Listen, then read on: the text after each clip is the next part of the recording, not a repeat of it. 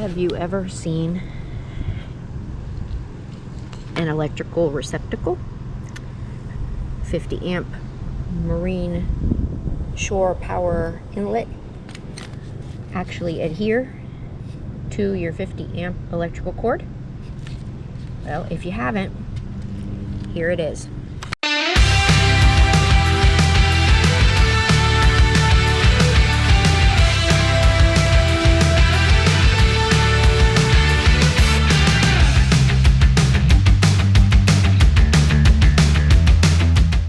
This is where our electrical receptacle used to be.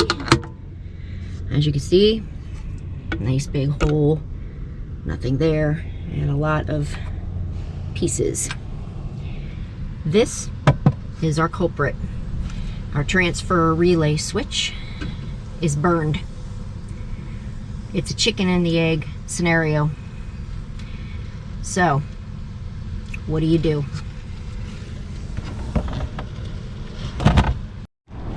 As you can see, Zoe is unaffected by our current situation.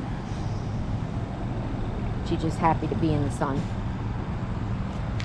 So, what exactly happened here? I'm going to move my chair over so we can talk a little.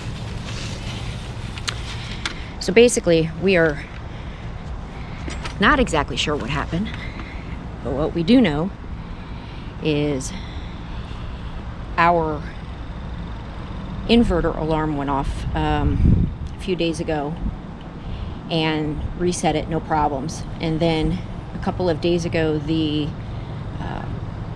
air conditioner was turned on and the power tripped. So it was giving us a warning sign about a neutral. Unplugged it, replugged it, did everything we could do, but the transfer switch kept shutting off. So we basically just boondocked for the night.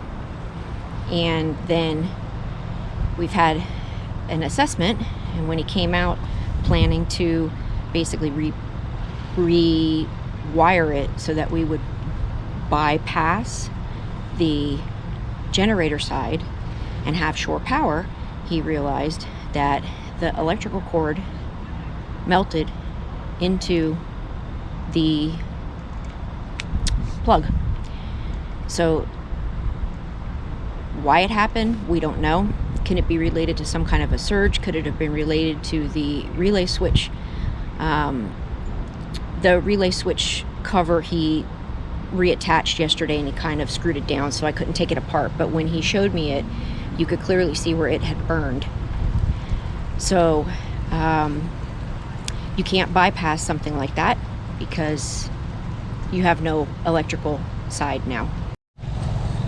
So what does all this gibberish basically mean? Well, it means there's absolutely no electric going to the coach right now.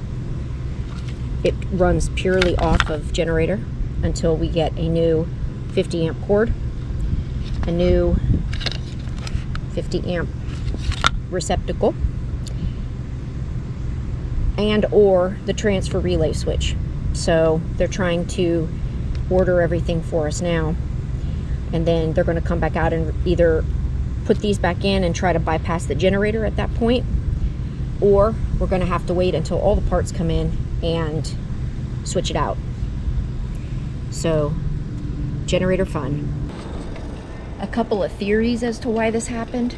Our mobile RV tech, who we've mentioned before is the greatest mobile tech in the world, his name's Alex. He basically said that it's a 3-prong plug, and the neutral often is the problem, and it heats up and it causes the plug itself to almost melt. The problem is that the night before we called him, the plug was actually out of the receptacle and it was fine.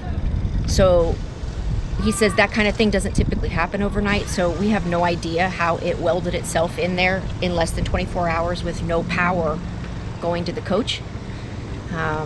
So right now what we've been doing is, luckily the weather's not super hot, we've been running the generator for a few hours to keep the refrigerator running, and then we basically are boondocking.